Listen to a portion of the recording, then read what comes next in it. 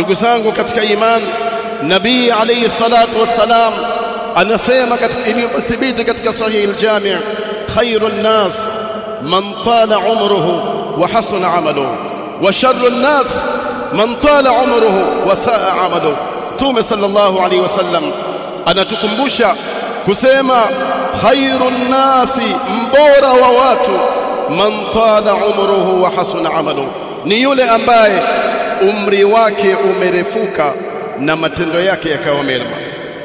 Lakini wa sharrun nas, mtu mwenye shari zaidi, man tala umruhu wa saa amaluhu, ni yule ambaye umri wake umerefuka lakini bil asaf matendo yake yakawa mabaya.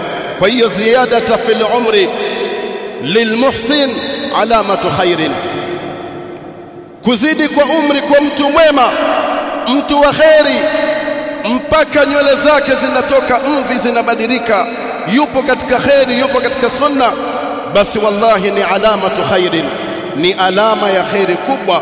Lakini ziyadata umri lilmusii alamata sharri, kuzidi kwa umri, mtu anatoka mvi, amekuwa mkubwa, lakini bado yupo katika shari, basi ni alama ya shari kubwa. Ndugu zangu katika imani, lazima tuelewe umri wetu ni mfupi, tujipinde katika khairat, tuelewe kwamba dini hii ni dini ambayo aliyoiridhia Allah tabaraka wa taala, na watu wasitumie fursa kuichezea dini yao.